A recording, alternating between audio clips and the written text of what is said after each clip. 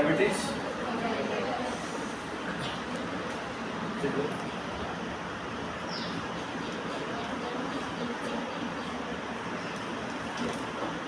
उसका एक सिंबल है, यूनिवर्सल सिंबल है। अभी डायबिटीज दिन आने वाला है। इंट्रोडक्शन, टाइप, साइन, कॉम्प्लिकेशन सब देखेंगे।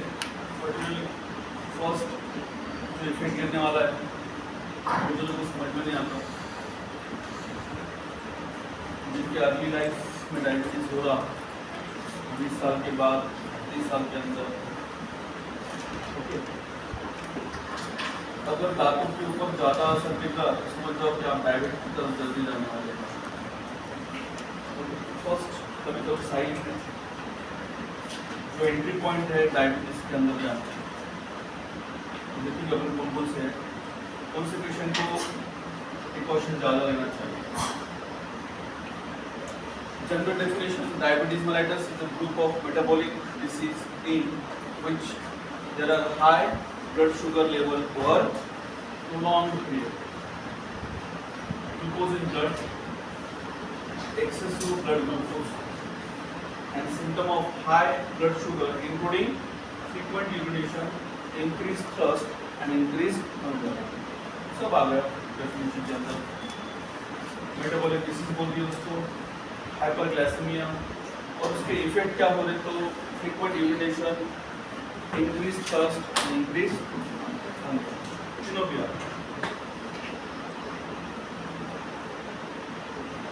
इतने मेन है कि कभी कभी ये तीनों के साथ दूसरा एक बड़ा लेके आता है। तो स्किन प्रॉब्लम बोला ना, स्किन प्रॉब्लम से थोड़ा पहले ओरल कैविटी के प्रॉब्लम्स जाता है। प्री डायबिटिक के लिए ओरल प्रॉब्लम ज़्यादा है। इसके पहले भी मैंने दांतों का रिलेशन हार्ट के साथ बताया था।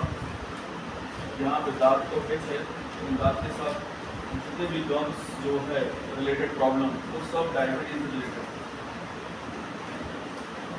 जो हफ्ते में आपका मीठा ज़्यादा हो गया और कुछ दिन के लिए, कुछ घंटों के लिए भी ज़्यादा हाइपरग्लाइसेमिक रहेगा तो आपके दांतों के रिलेटेड या गम्स के रिलेटेड प्रॉब्लम चालू होते हैं।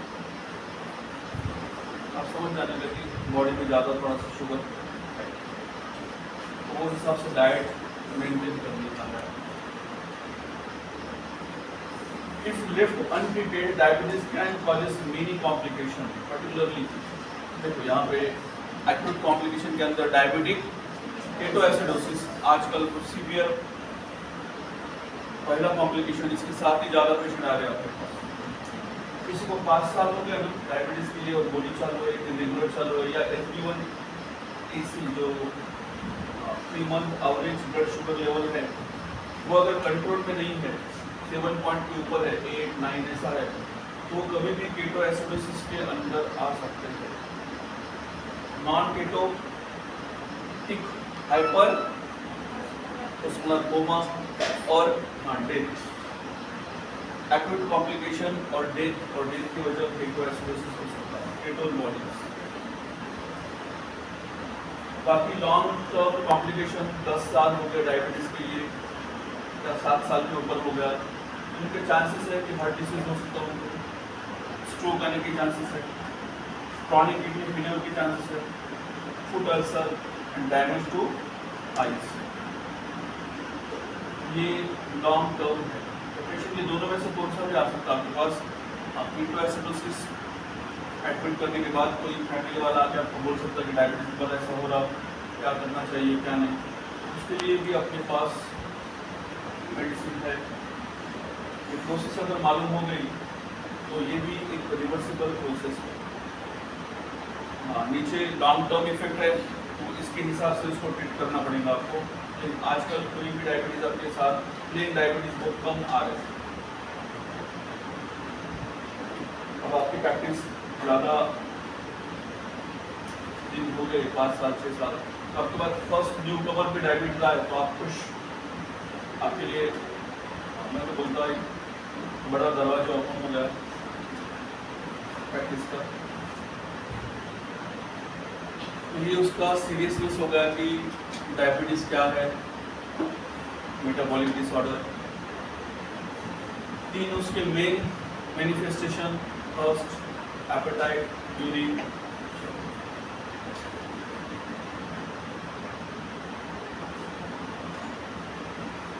इंसुलिन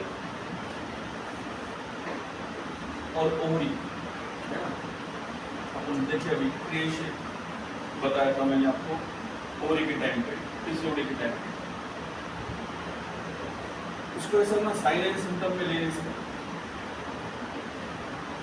है ना, पेशेंट आके इनफर्टिलिटी की केस है और उसको पीसीओडी निकला आजकल कॉमन पर, तो आप अगर सोचेंगे हार्मोन चेक करेंगे, सब चेक करेंगे, सब होगा, सब नॉर्मल। अभी अकॉर्डिंग टू होम्योपैथी उसमें क्या क्या उसको लेना चाहिए पीसीओडी के अंदर, सेम इंसुलिन का है। जो सिम्टम आ रहे हैं ना उसको अगर देखें तो देखो यूरिनेशन, थर्स्ट, एपेटाइट, तीनों आपके कौन से इंडिकेट कर रहे हैं, क्या इंडिकेट कर रहे हैं, किडनी। हाँ सेम वैसा पीसीओडी में था, लेकिन पीसीओडी पे मुझे उनके लेवल की ले लिया कि आपका माइंड वैसा प्रिपेयर नहीं है, बिल्कुल नहीं है, तो मैंने छोड़ दिया थोड़ा सा, नहीं इतना बस हो गया इसके लिए। लेकिन इसमें बताऊंगा ये थोड़ा सा अलग है। यहाँ पे थर्स्ट जो वर्ड है वो भी बहुत बड़ा अपने लिए सेंसेशन,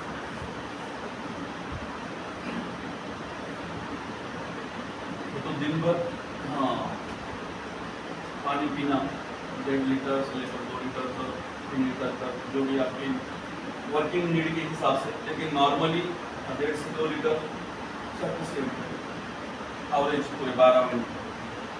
तो ये उससे भी कम पीऊँगा तो 100% ये मैं बोलता ना कि बच्चों ने पैसा लेना चाहिए फर्स्ट और फर्स्टलेस, तो जितनी यूरिन आउटपुट है वो हिसाब से तो भी पानी चला गया तो नॉर्मल ड्रिंकिंग है। तो नॉर्मल यूरिन आउटपुट दिन भर कितना अपना 1200 से लेकर 1500 ml, 1.2 लीटर, 1.5 लीटर, उतना तो भी पानी जाना चाहिए। 12-15 बोले तो क्या अपना एक गिलास, हाँ 150 ml से लेकर 200 घर का स्टील वाला ग्लास, तो वो हिसाब से दिन भर हाँ 15 ग्लास भी हो गए तो वो नॉर्मल हो, लेकिन उतना भी होने के चांसेस नहीं है। वो जब खाना खाने बैठे ना वही टाइम पे पानी अंदर, एक आधा ग्लास पानी, वो भी एक आधा ग्लास में आधा ग्लास ही है वो, फिर भी लेने के लिए एक गिलास पानी, तो इसलिए थर्स्टलेस ज़्यादा है। आपकी मेडिसिन के अंदर भी थर्स्ट की मेडिसिन कम है लेकिन थर्स्टलेस मेडिसिन ज़्यादा है। लेकिन यहाँ पे नॉर्मल थर्स्ट के बारे में और डायबिटीज के अंदर थर्स्टी होने के बारे में दो चीज है। नॉर्मल थर्स्ट है ना, day to day working habits में आप डिहाइड्रेशन नहीं हो जाता, ये थर्स्ट अलग है, इसलिए बता रहा हूँ, इसलिए एबनॉर्मल। नॉर्मल ऐसा नहीं होता कि आप बहुत ज्यादा हाइपोग्लाइसेमिक हो गए बोल के आपको वो तो बस पानी पीना मालूम है, वो तो नॉर्मल है। आपके जो पोस्टीरियर साइड के नर्व एंडिंग्स है वहाँ पे अगर कुछ ड्राइनेस आ रहा तो पहले सेंसेशन वही भेज देंगे आपको नॉर्मल, और आप पानी पीना चाहते। या बाहर बहुत धूप है तो आपके सलाइवेशन प्रोसीजर में ना वो धूप का अटैक होगा और आप कम सिक्रेट कर रहे सलाइवा, वो ड्राई हो जाएगा और आपको थर्स्ट। ऐसा नहीं कि शुगर एकदम डाउन होगा तो आप बहुत ज़्यादा पानी पिए, नॉर्मल इसमें ये नहीं है, ये बहुत नॉर्मल सेंसेशन है। लेकिन डायबिटीज़ के अंदर इससे भी बड़ा ये थर्स्ट आने की वजह एक अलग है, वो सिम्टम के बताएंगे अपन। एपेटाइट सेम है एपेटाइट, यहाँ पे एनर्जी लेवल बाकी का नॉर्मल है, नॉर्मल बता रहा हूँ, एनर्जी लेवल है, बाकी का आपकी वर्किंग हैबिट्स है, उसकी वजह से आपको एपेटाइट। यहाँ पे खाना खाने के बाद भी 10-15 मिनट के बाद या आधे घंटे के बाद भूख लगने वाली, एपेटाइट इंक्रीज करनी। ऐसा नहीं कि एक टाइम पे ज़्यादा खाना, मल्टीपल हो रखा है।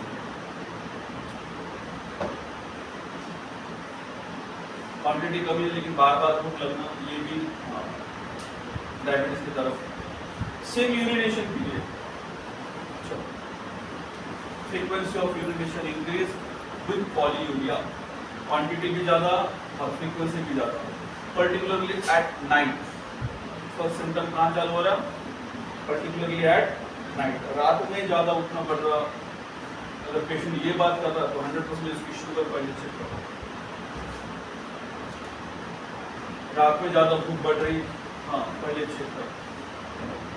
उठ के पानी पीना पड़ रहा, 100% चेक। ऐसे टाइमिंग की जहाँ पे ये तीनों सेंस नॉर्मल रहने चाहिए, वो ऐसे टाइम पे इंक्रीज हो रहे तो 100% डायबिटीज की तरफ इशारा है। तो इसलिए इनके पहले प्रॉब्लम नाइट में चालू हो, राइट? इसकी प्रॉब्लम नाइट में चालू हो। तो जब भी डायबिटीज पेशेंट आ रहे हैं उनको पहले बता देने का क्या क्या प्रॉब्लम है, अभी की क्या प्रॉब्लम है, सब प्रॉब्लम है, और स्टार्ट करने का कि पहला जो शुगर था अटैक हुआ उसके पहले से क्या क्या हो रहा, वो सब बता देंगे कि दांत निकाले हमने, ऐसा ऐसा दांतों का प्रॉब्लम आ गया था, तो उसके बाद ये प्रॉब्लम हुआ स्किन का, तो स्किन प्रॉब्लम ठीक नहीं हो रहा था बोल के शुगर चेक। तो आपको एक अच्छा सा डाटा मिल जाएगा किस मेडिसिन किस ग्रुप की तरफ जा रहा है।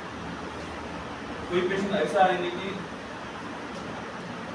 एक्सीडेंटल दोस्त के साथ गया, उसने शुगर चेक किया, मैंने शुगर किया, उसका नॉर्मल है और मेरा बढ़ गया। ऐसे पेशेंट को सिर्फ है ना उसका रूटीन पूछो, उसको भी स्किन प्रॉब्लम वगैरह कुछ मत पूछो, ना दांतों का प्रॉब्लम, वो बाद में, पहले उसका रूटीन से स्टार्ट करो। आपको मिल जाएगा कि हाँ 10 बजे उठ सकते हैं, 11 बजे उठ सकते हैं, रात में 2-2, 3-3 बजे तक नहीं सोना, ये उसका लाइफ स्टाइल है। Irregular pattern of life, lycopodium life.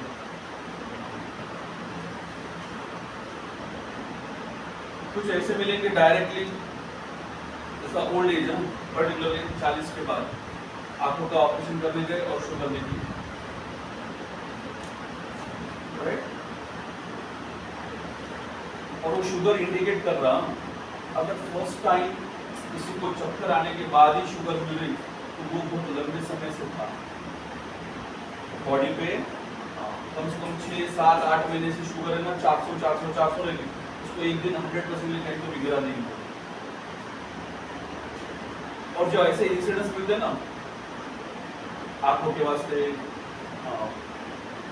पोर हीलिंग के वास्ते, वो 100% 3-4 महीने के अंदर ही शुगर उनका चालू हो। तो आपको पास हिस्ट्री लेते वक्त कहाँ और कौन से कॉर्नर से केस टेकिंग चालू करने का है वो आप तय करेंगे, वो केस में तो खुद ने आपको बताएंगे, इसलिए बहुत इम्पोर्टेंट। और इसको मैंने पहले भी आपको लास्ट बैच में बताया था, अभी भी कभी अंदर कभी हुआ होगा। तो ये पैनक्रियास एक ही ऐसा ऑर्गन है पूरे बॉडी के अंदर जिसके पास डबल पावर है, राइट? डबल पावर के साथ पूरे बॉडी के लिए एक कम्युनिकेशन है, पूरे बॉडी के लिए। लीवर भी इतना नहीं है उतना पैनक्रियास। इसलिए मैंने इंसुलिन हमेशा मैं बोलता हूँ कि insulin is a social hormone. Okay, मैंने जो फर्स्ट टाइम ऐसा पढ़ाई के वक्त इसको ऐसा लेबल दे दिया, ये सोशल है और ओवरी के अंदर क्रिएशन है। ओवरी कहाँ तक जा सकते हैं आप बाद में देखेंगे, जैसे एक साइकोलॉजी का पैटर्न है, ओवरी के अंदर सप्रेस हो गया या टेस्टिस के अंदर कुछ सप्रेस हो गया तो एक अलग तरह की साइकोलॉजी का प्रॉब्लम आता है। लेकिन इंसुलिन सप्रेस हो गया तो एक अलग लेवल की दुनिया देखने को मिलती है, राइट? और ये सोशल इवेंट्स मैक्सिमम देखो, जितने भी मेडिसिन है जो सोशल अफेक्शन रखते हैं, सोशल पोजीशन के बारे में, वो सब डायबिटीज के अंदर है। और वहाँ पे दूसरा तीसरा कुछ नहीं, सिर्फ नॉर्मल वर्ड लेकिन बहुत ज़्यादा पेनिट्रेट करने वाला वर्ड है, इंसल्टेड एट सोशल लेवल। जितने भी डायबिटीज पेशेंट आएंगे तो आपका एक टारगेट हो गया पूरे 10-15 मिनट आधा घंटे के केस हिस्ट्री में उसका इंसर्ट कहाँ से निकाल सकते हैं आप देखो। सोशल लेवल, रिटायरमेंट के बाद किसी को शुगर हो रहा, फैमिली में डिस्ट्रीब्यूट हो गया कि शुगर हो रहा, बेटे की शादी के बाद, बेटी की शादी के बाद शुगर डिटेक्ट हो रहा, राइट। अर्ली एज के अंदर बहुत टाइम लगा दी, मुलांना पण सांगा वाटतं, मुलींना पण जास्त सांगा वाटतं त्या गोष्टी हार्मोनसाठी। तो 10वीं 12वीं तक आपके ऊपर बहुत खर्चा हुआ, 12वीं से लेकर अभी भी खर्चा छोड़ा, यहाँ से आगे भी और एमडी करेंगे तो भी खर्चा छोड़ जाएगा। फिर भी मुझे क्या करने का ऐसा सवाल आया तो मम्मी पापा की तरफ मत जाओ। आपके स्कूल वाले आपको नाम नहीं दे सकते, कॉलेज वाले नाम नहीं दे सकते, एमडी करके भी आप नाम कमा नहीं सकते।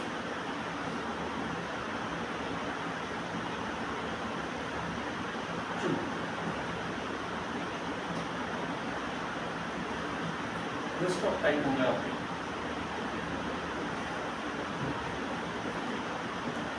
और 2 साल पढ़ाई करके आप क्या बोलने वाले, क्या करेंगे? क्वेश्चन यही आपके सामने, और ये सबसे बड़ा क्वेश्चन है आपके सामने।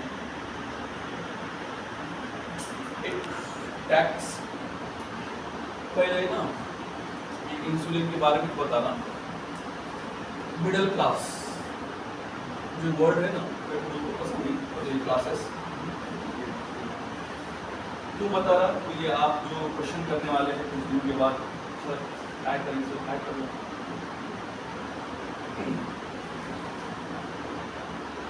कोई भी नहीं सिखा सकता आपको।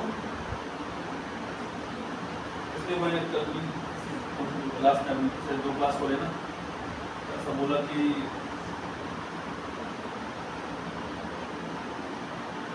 बहुत कम बच्चे डॉक्टर बनेंगे, बहुत कम बच्चे प्रैक्टिस करेंगे।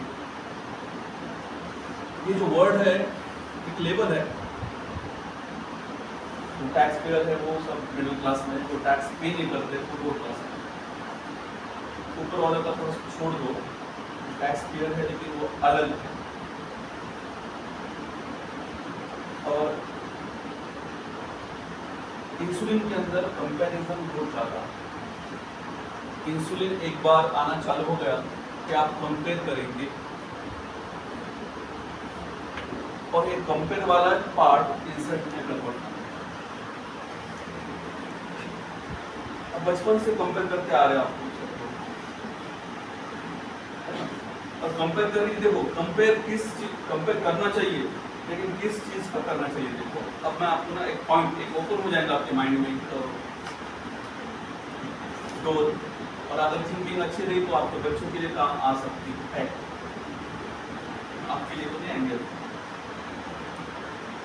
कि देख वो पढ़ाई कैसे कर रहा, आप छोटे के बच्चे ये तो सुनिए, देख उसमें कभी कितना है,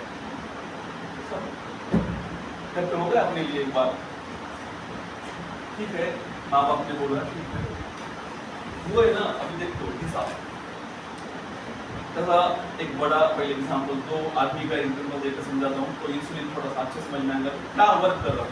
और इसके ऊपर के जितने भी 3 कवरिंग है ना, सबसे ऊपर कवरिंग किसका है मालूम है?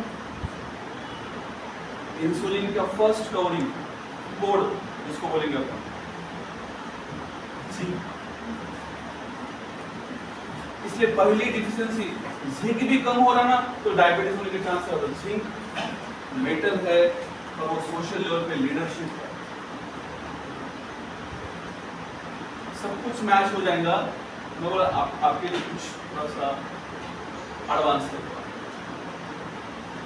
तो दिमाग थोड़ा जगह पे रखे तो खुद के लिए काम आएगा। जो कंपैरिजन है ना 2 चीजों में, वो ऐसा कंपैरिजन है, देखो उसको गाड़ी चलाने आ रही वो गाड़ी ले रहा, मुझे गाड़ी चलाने नहीं आ रही, फिर भी कंपेयर करा मेरे पास गाड़ी नहीं है,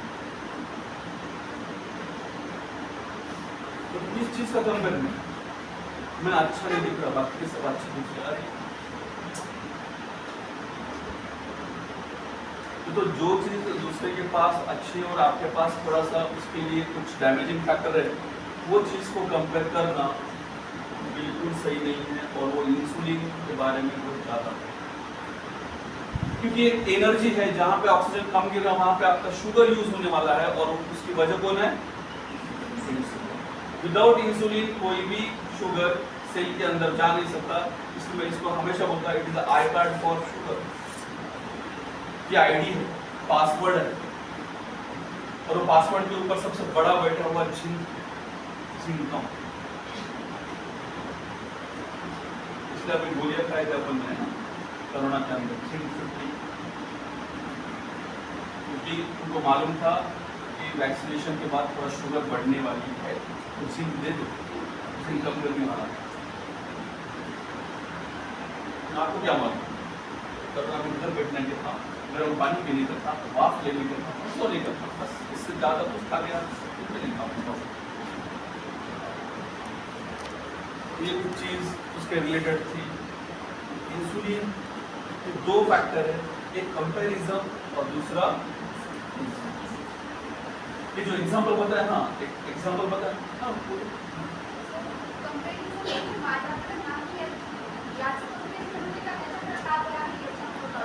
हाँ हे आपण रिसर्च मध्ये बघायला, म्हणजे आपल्याला काय वाटतं की दोघं तर आम्ही इक्वल आहेत, त्यालाही 60,000 पगार आहे, मलाही 60,000 पगार आहे, त्याच्याकडे गाडी आहे, माझ्याकडे गाडी,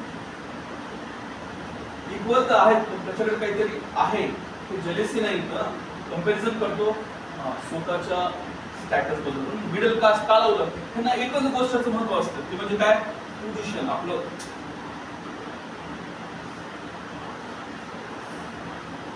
इकॉनॉमिकली बघा, मी इकॉनॉमिकली नेहमी कधी काही मुलांसोबत चर्चा असते माझी इकॉनॉमिकली, घरामध्ये ना एक कमवता आहे, 4 त्याच्यावर डिपेंडंट आहेत, आणि तो 8 लाख कमवतो, डिवायडेड बाय 4 करा, तुम्हाला मिळून जाईल की ते मिडल क्लास मध्ये का लोअर क्लास मध्ये,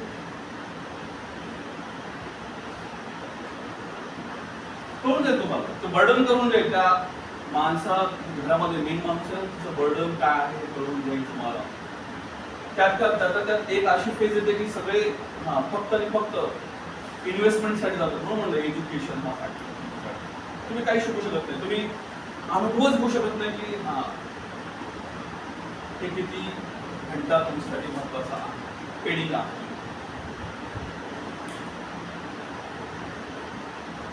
तुम्ही पेड करून एज्युकेशन घेता, हे खूप मोठं नुकसान आहे। येणाऱ्याच्या मध्ये कोण नेता होत असेल तर हे वाक्य त्यांच्यासाठी खास, एज्युकेशन हे नेहमी फ्रीच राहिलं पाहिजे, त्याच्यावर जर इन्व्हेस्ट करत असेल लोक, चुकीची गोष्ट आहे, काही आउटपुट नाही। म्हणून फर्स्ट आंध्राने सगळं काही बंद केलं होतं, माहिती आहे ना, शाळा सुद्धा बंद, प्रायव्हेट शिक्षणाची फक्त आम्ही परीक्षा घेऊ, सगळ्यात जास्त प्रायव्हेट क्लासेस हे तेलंगणा, त्याच्यानंतर बिहार, UPSC SC सगळे, कोणतेच क्लासेस नाही, पहिली दुसरी तिसरी काहीच नाही, प्रायव्हेट सगळं, शिका काही करत नाही, फक्त आम्ही गव्हर्नमेंट परीक्षा घेऊ, त्यांना अपोज करण्यात आला। त्यांना कळलं की शेतकरी ना ह्याच्यामध्ये, म्हणजे तिथे सगळ्यात जास्त शेतकरी, तेव्हा सगळ्यात जास्त वीक तेलंगणा होता नोकरीच्या बाबतीत, इंडस्ट्रीच्या बाबतीत, म्हणून थोडा इतिहास वाचा, म्हणजे कोणत्या दिशेने जाणार आहे काय असतात 10 मेंबर, तरी पण तुमचा अभ्यास होत नाही, तुम्ही पब्लिक बाकी तर सोडू करता। मग एखादी फॅमिली आहे का 12च्या 12 जण IAS ऑफिसर आहेत, काय केलं त्यांनी, अभ्यास केला नाही, एकमेकावर रुजवलं, डेव्हलपमेंट तुम्ही नाही केली, डेव्हलपमेंट तुम्ही कधी विचारच नाही केला, कसा स्ट्रेस आपल्या घरावर पडायला, आणि येऊ पण शकत नाही, कॉलेजवाले शिकवतात का, हे कोण शिकवतंय मग, आफ्टर मॅरेज एलिमेंट्स मध्ये हे भेटतं, तोपर्यंत वेट अँड वॉच, जोपर्यंत मी म्हणून त्या खड्ड्यात पडत नाही तोपर्यंत कळत नाही की कोणी हात देणार नाही, तर मलाच या खड्ड्यातून बाहेर पडायचंय. म्हणून सांगतो की हे फार इम्पॉर्टंट आहे. हे कधीही डिस्टर्ब होतं, त्यांचा काहीही भरोसा नाही. भरोसा एकच आहे, आज सकाळी उठलं की पहिलं धन्यवाद वाचलो मी.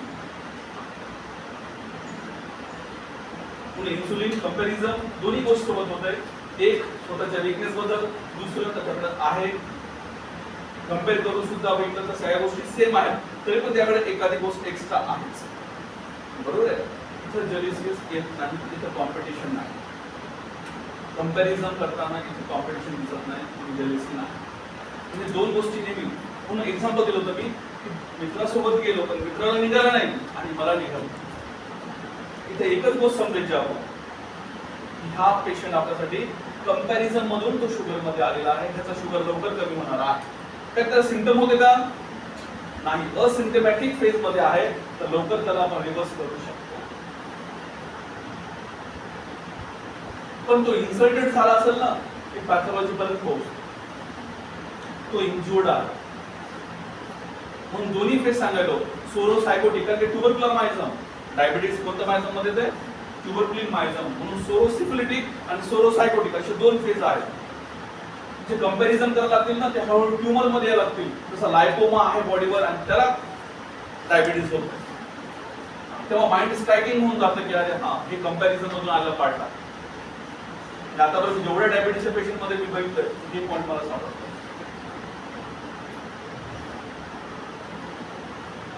ते थोडं तुमच्यासाठी इम्पॉर्टंट सांगितलेल्या गोष्टी थोडा विचार करायचा की आपण 12वी झाली, आता मेडिकल संपणार आहे आणि अजून तर आपल्याकडे प्रश्न असेल की आपल्याला अजून काय करायचं आहे, तर मी म्हणतो ना तुम्ही स्वतःला डॅमेज करायला.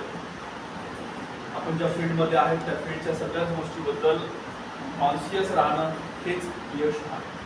मी नेहमी सांगत असतो, मी नवरात्र जेव्हा होतो ना मोठं सिक्रेट आहे सांगतो. आमचं असं डिस्कशन होतं, जॉब म्हणजे श्राप आहे सर असं होतं. म्हणजे कुठेही जॉब करणं म्हणजे खूप मोठं ते टाइम बाइंडिंग असतं. तुम्हाला त्या गोष्टी टाइमलेस करावं. टायमर जो असतो ना तो फार विचित्र आहे, तुम्हाला वाढून देत नाही. म्हणजे आज असं आहे कॉर्पोरेट वर्ल्ड मध्ये किंवा तुम्ही तुमच्याकडे 8 तासाचंच तुमच्याकडे साईन आहे, तुम्हाला 12-14 तास काम करून जरुरी आहे. कोणी ह्याला म्हणजे नाटक सगळेजण आहेत ऑनलाईन आता जॉबवर. बघा त्याला लॉग इन सकाळी 6 वाजता तुम्ही जॉब करा, रात्री 10 वाजता त्यांना जॉब 8 तासात जाईल तो.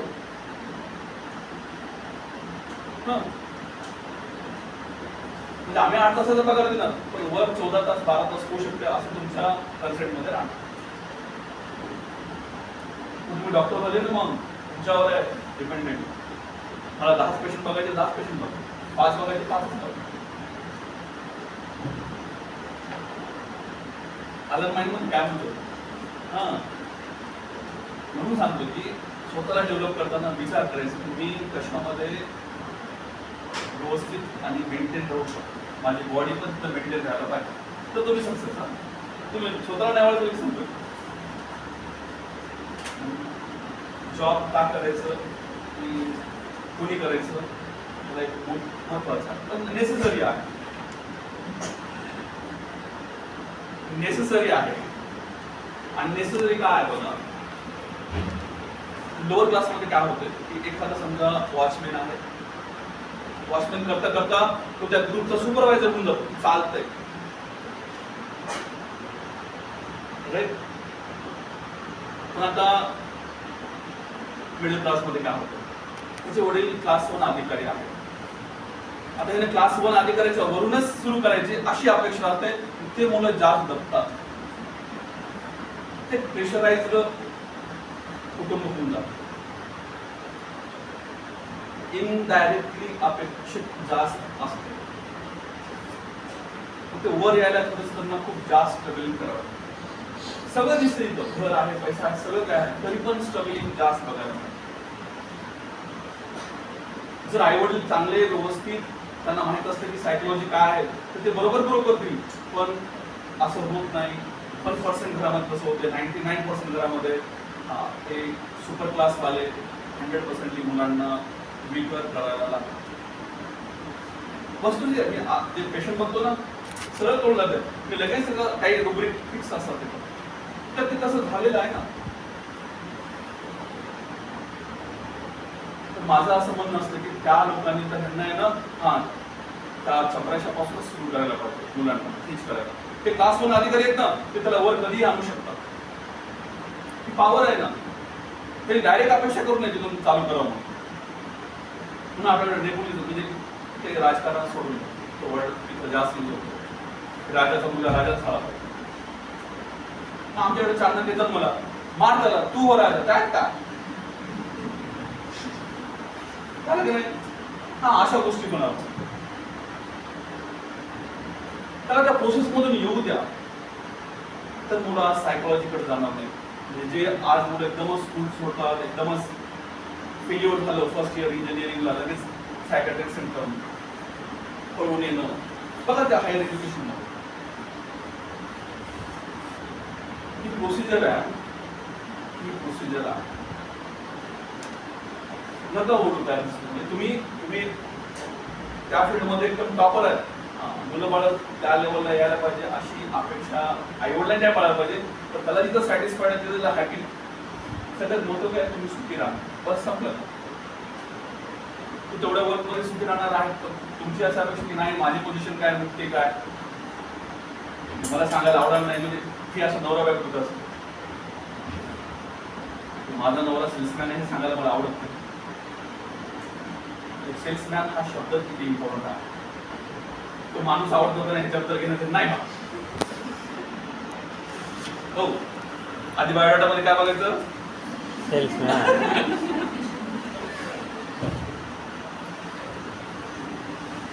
हा विषय आहे. काय तर सोशल आहे ना. डायबिटीज का हे सांग. अर्ली एज मध्ये डायबिटीज काय येऊ शकतो हे सांग. कंपॅरिझन आणि तुमचं सोशल पोझिशन इन्सर्ट हे फार इम्पॉर्टंट आहे. पण थोडं तो झोन सोडून द्या. काय नेमकं एक्झॅक्टली पाहिजे, क्लॅरिटी वाढवा. लाईफची क्लॅरिटी वाढलं की तुम्ही कुठलंच म्हणजे दुसऱ्याच्या मदतीशिवाय असं म्हणत नाही मी, ऑटोमॅटिकली मदत तयार होऊन जाते. तुम्हाला चालण्याचंच फक्त प्रोसेस राहतो. क्लॅरिटी वाढल्यावर तोपर्यंत तुम्ही बाकी आहे. There are 3 main type, type 1, type 2 and हे आजकाल वाढत चाललंय म्हणून तिसरा टाईप जेस्टेशनल डायबिटीज. प्रेग्नन्सी मध्ये आहे ना, प्रेग्नन्सी डिटेक्ट झाली की लगेच डायबिटीज. तर तुझ्या पुढे दिसतं ना, जॉब आहे आता कसं होईल, एकटीच आहे कसं करणार, त्यापेक्षा अबॉर्टिंग बरं नाही का, हे असे प्रश्न. म्हणून इथं टाईप 1 मध्ये result from the pancreas failure to produce enough insulin. Okay, त्या पॅनक्रियासवरच अटॅक होत असेल तर मी तुम्हाला परत एकदा या दोघांच्या वर घेऊन जातो. इथं इन्सर्ट नाही, एक इंजुरी की ज्याला तो एक वेळेस नाही, मिनिमम सांगतो त्याला. आपण असं बोलतो ना, दुसऱ्यांदा जरी झालं, तिसऱ्यांदा जरी झालं तर सर तीच गोष्ट 100 वेळा होत असेल तर माणसाने काय करायला पाहिजे.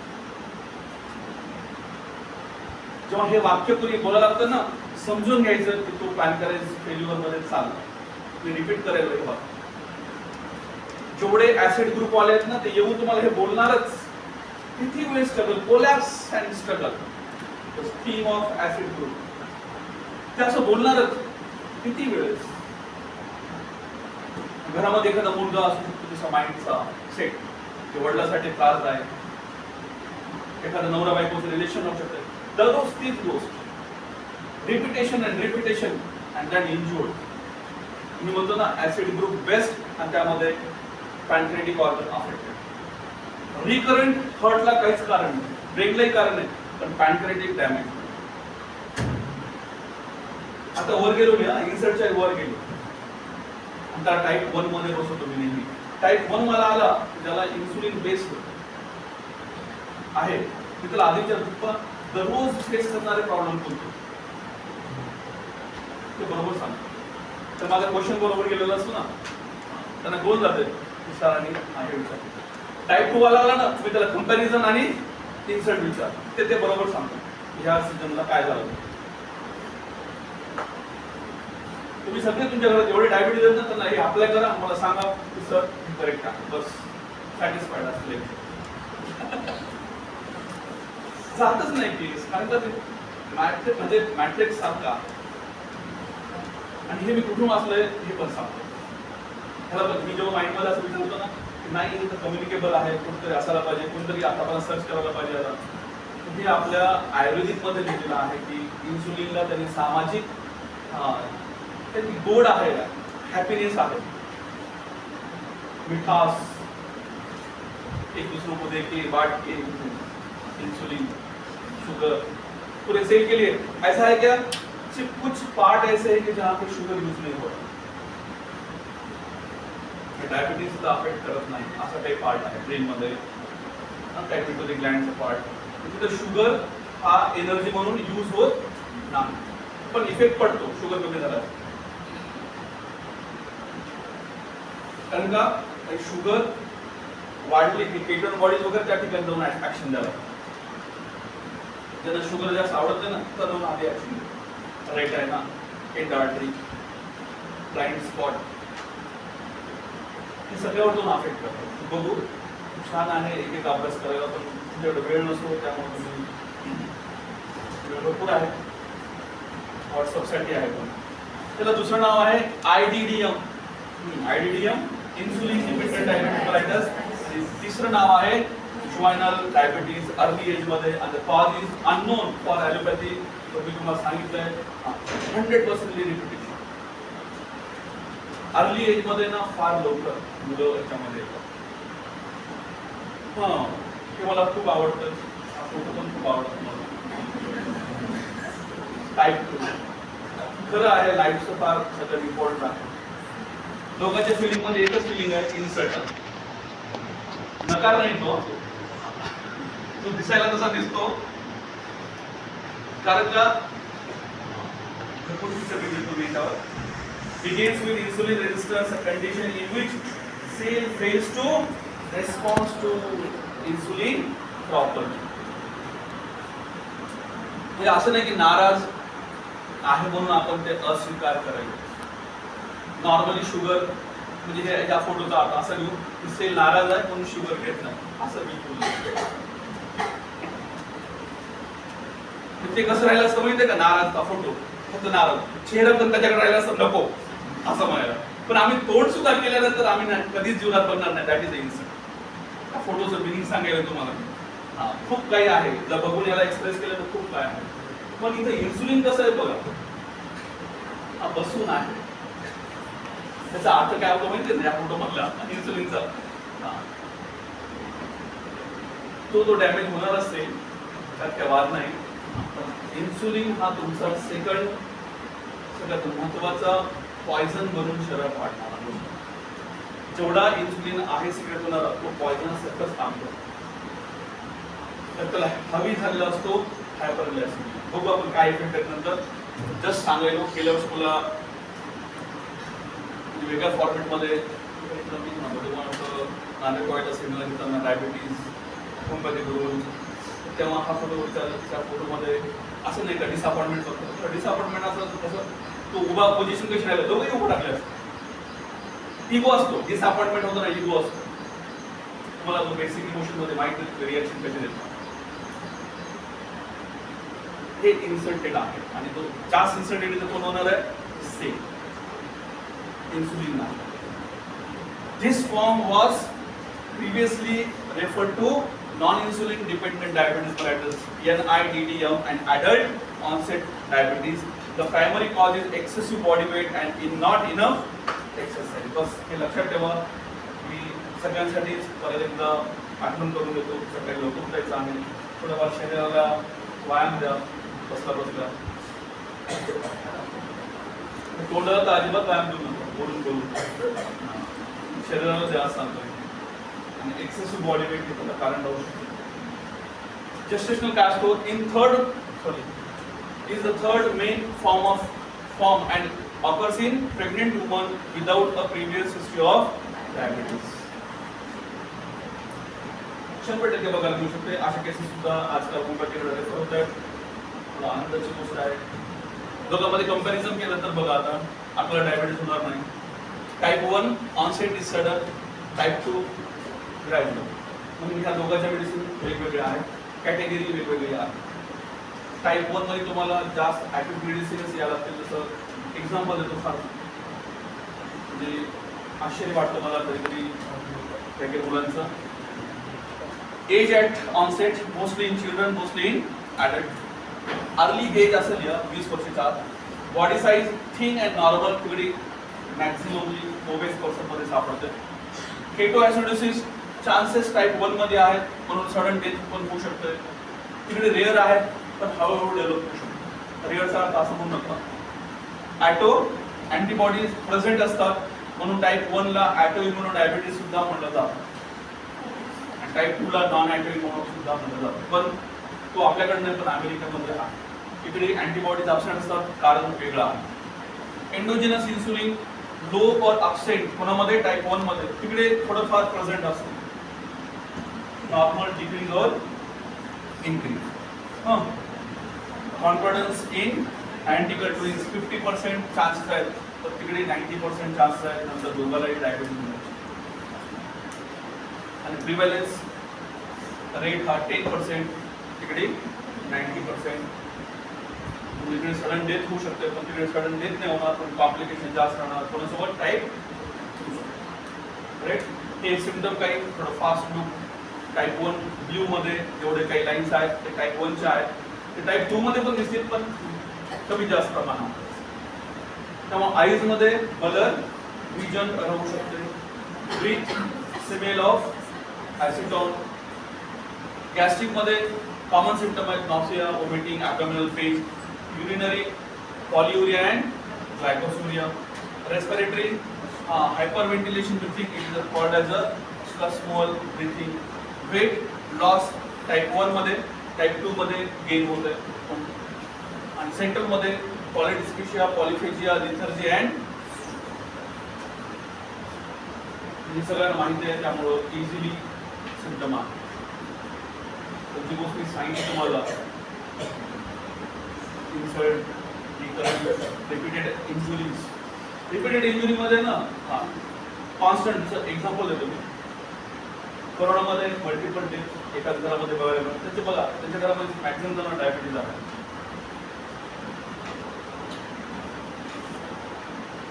ओके. एक केस अशी आहे की पहिलं तर कळत नाही, फिमेल होती. त्या नवऱ्याला HIV डिटेक्ट झालं की शुगर झालं. काय फील करून मेडिसिन खा ते होतं ना, तुला झिंकमेंट दिल्या, नारळचा पेशंट आहे, लोहा पण एवढं तिथे त्या बॅक्टेरिया आहे तिथे गेले ना. मग ॲलोपॅथीच्या दृष्टीने काय गोळी चालू करायची, वर्षभर ठेवायचं, हळूहळू ते कॉम्प्लिकेशनकडे येणारच.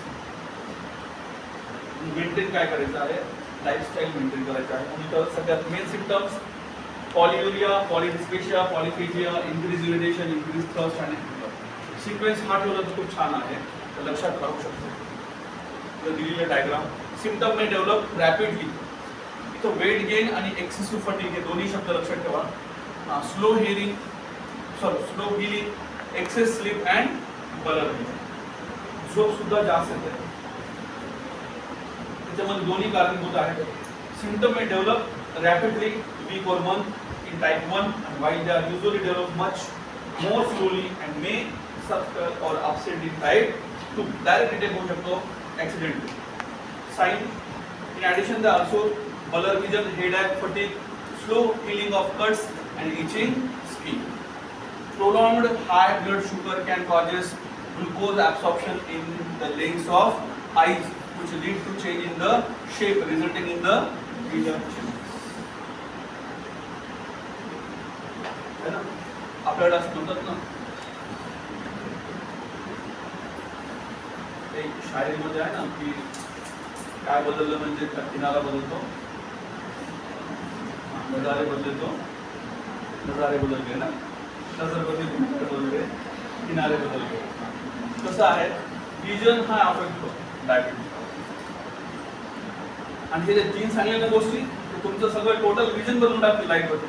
आणि ज्या पेशंटने एवढ्या डेप्थमध्ये येऊन सांगितलं ना, सर त्या इन्सिडेंट्स पासून मला लोकांकडे बढ़ण्याचा समजून घ्यायचं की आपण डायबिटीज मध्ये केली. त्यांना विचारायचंच डायबिटीज आहे का, ते बोलतात. ते फार मी पर्टिक्युलरली वाचून विचारून पेशंट मध्ये तुम्हाला सांगतो, इझिली नाही. आणि तुम्ही बघाल ना ते असं बोलतात. आणि असं कोण बोलतंय, कोण देईल तुम्हाला पेशंट बघा, तुमचे पेशंटला चेक करा एकदा. Number of skin rashes that can occurs in diabetes are collectively known as diabetic dermatitis. फार इम्पॉर्टंट. कॉम्प्लिकेशन. फर्स्ट, ब्लड वेसलवर जास्त ऍक्शन होते. बऱ्याच जणांना माहित नाही शुगर आणि ब्लड वेसलचं रिलेशन काय. सगळ्यात डॅमेज करणारा कोणी असेल तर शुगर फॅक्टर आहे ब्लडमध्ये. All form of diabetes increase the risk of long-term complications. These typically develop after many years. Chocolate खाण्यासाठी warning आहे की diabetes double the risk of cardiovascular disease. आजकाल ते आईस्क्रीमचंही काहीतरी माझ्यावर एक ईमेलवर हे आहे आर्टिकल, की आईस्क्रीम कॉजेस कार्डिओव्हास्क्युलर डिसीज. तर कोणतं चांगली गोष्ट आहे इंडियावाल्यासाठी, तर खूप चांगली. बघा त्यांनी फार सायंटिफिक दिलेलं आहे त्याच्यामध्ये की आईस्क्रीममध्ये कोणता फॅट, सॅच्युरेटेड फॅट असतो, तो फार लवकर इन्झॉल्व होत नाही जर तो वाढायला लागला ब्लडमध्ये. होऊन द्या, नंतर आपल्यासाठी चांगलं आहे आईस्क्रीम खायला पाहिजे. आईस्क्रीमची जुमान काढा. About 75% of death in diabetes are due to the coronary artery disease. डायबिटीजमध्ये डेथ 75%. हे तुमच्या प्रत्येक डायबिटीजला तुम्ही प्रत्येक वेळेस थर्ड सिम्पटम विचारला पाहिजे, राईट. त्याला वर्षभरात एकदा तरी ईसीजी त्याची व्यवस्था करायला पाहिजे. पर्टिक्युलरली मी म्हणतो कोणत्या सीझनमध्ये करायला पाहिजे, विंटर सीझनमध्ये करायला पाहिजे. डायबिटीजवाल्यांना विंटर सीझनमध्ये त्यांची स्क्रीनिंग करायला पाहिजे. हायपरटेन्शनवाल्यांनी समरमध्ये स्क्रीनिंग करायला पाहिजे. हे तुम्हाला आलं पाहिजे. आता मी म्हणणार नाही ना, इमर्जन्सी जेवढ्या प्रोसिजर आहेत ना, कॅथेटर टाकणं शिकवणार, सगळं शिकवणार त्यांना इमर्जन्सी प्रोसिजर. जवळपास नाही म्हणलं तरी काही कॉलेजचं काही असं नंतर सांगतो. जेवढे डेमो आहेत ना, जवळपास 18 डेमो बॉडीज मागितले. त्यामध्ये CPR कसं करायचं पेशंटला, बरोबर आहे. एखादं डेट आता तुम्ही लगेच बघा, मॅक्झिमम तुम्ही या कम्प्युटर चालूच करणार आहे, मेडिकल बनवणार आहे मुलांचे. इमर्जन्सी एखादं डेमो बॉडी फेकून मुलांना एक ट्रायल बेस, त्याला कसं उचलायचं, कसं पोझिशन द्यायचं, आपण त्याचे व्हिडिओ बघा. सेकंड इयरच्या मुलांसाठी खास ते प्रॅक्टिस ऑफ मेडिसिन 32 सिम्पटम आहेत. 32 सिम्पटमच्या रिलेशनमध्ये आहे पेन काय करू शकते. आणि इमर्जन्सी आपल्या मुलं कुठेही हॉस्पिटल तर असं वाटतं की CPR करतात, आपल्याला काही करता नाही. सोपे मेथड आहे. त्याला मेडिसिनची गरज लागते का, तुमचे हात इम्पॉर्टंट आहे. का रोखल्या मी स्वतःला, ब्रेकमध्ये काही नाही, हात तरी चालतो, बरोबर ना. ब्रेकमध्येच काही नाही, ब्रेकमध्ये आणायचं कोणी, मम्मी पप्पा. हा प्रश्न आहे की तुम्ही तुम्हाला सांगितलं कॉलेज वाले तुम्ही काही शिकू शकत नाही. तुमची ॲबिलिटी पाहिजे तरच तुम्ही पुढे जाऊ शकता.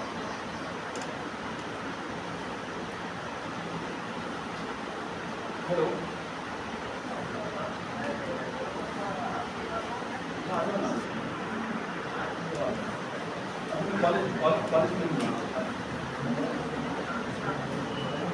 मायक्रोवेस्क्युलर डिसीज, पेरिफेरल वेस्क्युलर डिसीज, हे सगळे डिसीज कॉम्प्लिकेशनमध्ये बघा सगळ्यात जास्त आपण ज्याला आहे ना डोळे, किडनी, नर्व म्हणतो ना, त्या सगळ्यांचे ब्लड वेसलच अफेक्ट होतात, म्हणून ते प्रॉब्लेम येतो.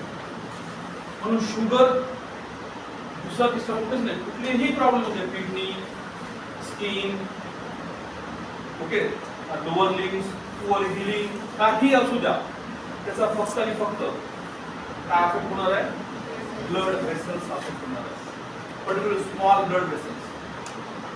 जेवढ्या कॅपिलरीवर ऍक्ट होणाऱ्या मेडिसिन आहेत होमिओपॅथीमध्ये त्या सगळ्या डायबिटीससाठी आहे. पण मिनरल ग्रुप कमी आहे आणि प्लांट ग्रुप जास्त आहे. ह्याच्या उलट सांगितलं मी पीसीओडीच्या वेळेस, ऑर्गनायझेशन इज अ मिनरल. तिथं मिनरल ग्रुप जास्त आहे, प्लांट कमी आहे. आणि ते पहिलंच पंप जो असतो, पहिल्यापासून जो इंजुर्ड झालेला पंप आहे तो सोडियम पंप असल्यामुळं फक्त आणि फक्त नॅट्रम ग्रुपच जास्त कॉमन यूज होतो जर मिनरल असेल. बऱ्याच वेळेस मी नॅट्रम सल्फ पासूनच चालू करतो, की सल्फर एक असा ओल्ड एज मधला इगोस्टिक पर्सन आहे की त्याला इन्सर्ट थोडा पण सहन होत नाही. त्याच्यापुढे कोणी उभं जरी टाकलं नाही तर त्याला मदत केली होतं की हे माझं इन्सर्ट आहे. इतकं मायनर गोष्टीला सुद्धा कम्पेअर करून इन्सर्ट फील करून घेतात. Damage to eyes known as diabetes retinopathy and is caused damage to blood vessel in the retina of the eyes and can result in gradual vision loss and blindness. Blindness is the common cause. फक्त action कशावर आहे? रेटिनावर. जितना micro elements कोण आहे? Blood vessels. Damage kidney known as diabetic nephropathy can lead to tissue scar, urine protein loss and eventually CKD, chronic kidney disease, and sometimes require dialysis and kidney transplant. Damage to the nerve of the body known as the diabetes nephropathy and is the most common complication of diabetes. आणि allopathy वाल्याने इथं पण काही सोडलं नाही आणि ह्याचे पण specialisation करून टाकलं. राईट? पण डोळ्याचा डॉक्टर, त्याच्यामध्ये पण डायबेटिक रेटिनोपॅथी वाला डॉक्टर. आपण पण असं व्हायला पाहिजे. आय एम नॅट्रम स्पेशलिस्ट आणि बोलला असं कोणी माहिती नाही, आम्ही रेप्टाईल स्पेशलिस्ट. मग गेलं कामात. Complication diabetes related food problem. Diabetic foot ulcer may occur and can be difficult to treat and occasionally required amputation. तर होमिओपॅथिक त्यामध्ये खरंच वर्णन आहे की ते कमी होऊ शकते जर व्यवस्थित पेशंटला हँडल केलं तर. एक खूप मॅसिक केस आली होती, एक 3-4 दिवस झाले. सडनली 3 महिन्याचं बेबी होतं. 3 महिन्याचं बेबी होतं. ब्ल्यू फिंगर, आपण नंतर फोटो बघू कधी. ब्ल्यू फिंगर होते आणि तो म्हणजे आफ्टर फ्युअर त्याला आलं होतं. तिथून ते औरंगाबादला गेले. औरंगाबादला गेल्यानंतर त्यामुळे तरी खूप साऱ्या मोठ्या टेस्ट झाल्या. इतके टेस्ट झाले की इंडियामध्ये संपल्या आणि नंतर त्यांनी ब्लड फॉरेनला पाठवलं चेक करून. BXTS नावाचे टेस्ट असतात. एक एन्झाईम टेस्ट आहे ती इथं होत नाही, तर ती इंडियाच्या बाहेर होतं. म्हणजे इंडियामध्ये काहीतरी कमतरता आहे अजून एकदा. ती टेस्टचा रिझल्ट आला. तसं ते बघल्यानंतर वाटत होतं की तेवढं काही मोठं नाही, ते पण तरी एक शंका त्यांच्या मागच्या. त्या एका पेशंटसाठी 3 डॉक्टर, एक मुंबईहून, एक चेन्नईहून, एक औरंगाबाद. त्यातल्या एकानं सजेस्ट केले की टेस्ट करा फॉरेनमध्ये पाठवून. रिझल्ट आला तुझा नॉर्मल आहे. तर इंडियामध्ये एक पण पेशंट नाही, तर साहजिक आहे. पण ते फॉरेन रिटर्न होतं ना. फॉरेन रिटर्न आणि आधी ना स्वतःचा इन्शुरन्स काढून ठेवायचं. सगळ्यांना हेल्थ इन्शुरन्स काढ. ज्यांना ज्यांना बाहेर जायची इच्छा आहे त्यांनी आधी हेल्थ इन्शुरन्स काढून ठेवायचं स्वतः. असं काही झालं तुम्ही एकदमच लॉस ऑफ यायला नाही पाहिजे. म्हणजे आपल्यासाठी वेगळा पार्ट आहे पण यायला नाही पाहिजे. तर ते टेस्टची किंमतच 80,000 रुपये आहे. काय तर फक्त 5 ml ब्लड चेक केलं.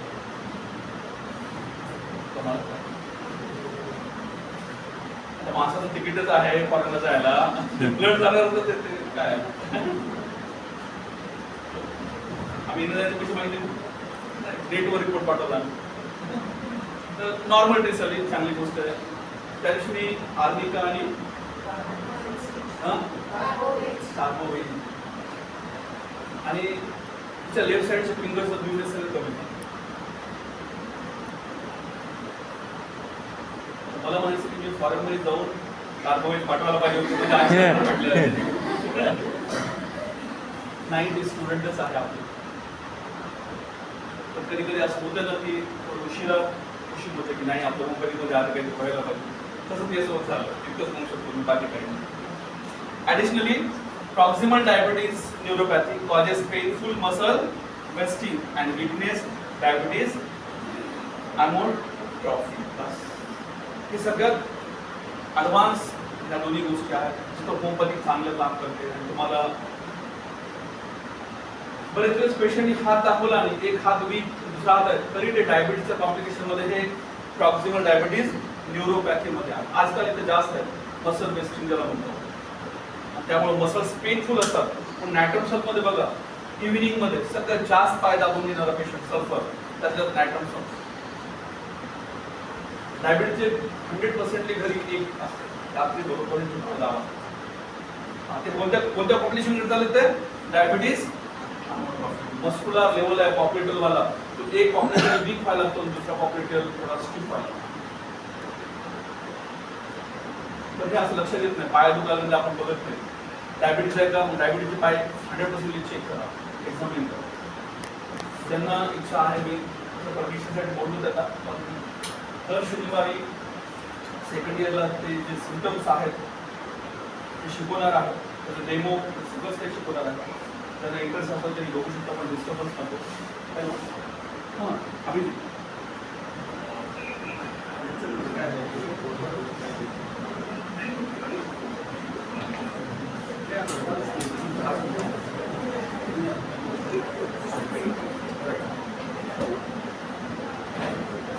उद्या बघू पॅथोफिजिओलॉजी काही इफेक्ट आणि काही साईन की ज्याला मी म्हणतो ना तुमच्या हातातून मिस व्हायला पाहिजे की हा डायबिटीजकडे जाणारा पेशंट आहे का नाही.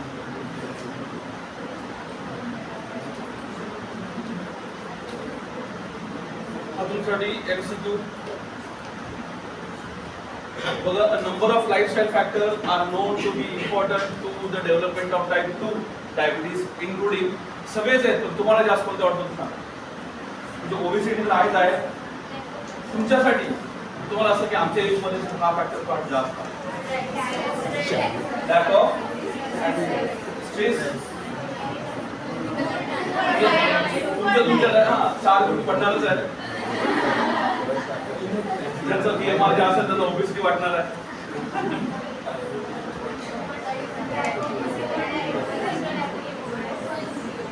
माझ्या दृष्टिकोनातून सगळ्यात इम्पॉर्टंट आहे पुअर डाएट. जेवढं जास्त ॲनिमिक तेवढं जास्त डायबिटीज होतं. पण ॲनिमिक राहणं चांगलं नाही. बीटोल डिफिशियन्सी सुद्धा पुढे येणार आहे. ते ॲडव्हान्स होतात जास्त प्रमाणामध्ये ते सगळे तिकडे घेऊन जाणार आहे. दुसरा क्वेश्चन बघा सेम आहे. तुम्ही स्वतःला dietary factor also include the risk of developing type 2 DM such as sugar sweeten drinks. सगळेच आले. म्हणजे घराच्या बाहेर पडल्यानंतर चहापासून जे काही तुम्ही पिता ते सगळे ह्याच्यामध्ये आले. आईस्क्रीम जितने भी जिसमें मिठास है सब sugar sweeten drinks cold drinks भी आ गए. Type of fats in diabetes particularly saturated fat trans fatty acid increasing the risk and poly unsaturated and mono unsaturated fat decrease the risk. हे तर कोणी घेत नाही की चव पण आवडत नाही कारलं हे आवडतं. इटिंग लॉट ऑफ हे साखर तर पांढरी असते सोडून द्या. राईस हा इम्पॉर्टंट आहे. पण शुगर रात्रीचा राईस मी म्हणतो सगळ्यात जास्त डेंजरस. मी आजपासून नाही 2009 पासून माझ्या प्रॅक्टिसमध्ये हे शब्द दोन आहेत की रात्रीचा भात आधी बंद. प्रत्येक पेशंटला ॲडवाइस असतो क्वांटिटी तुमच्या वजनापेक्षाही फार कमी पाहिजे. चवीसाठी सवय आहे. आजपासून सवय आहे का 5 मागच्या पिढ्यापासून सवय कशी जाणार आहे नाही जाणार. जेनेटिक आहे तुम्ही.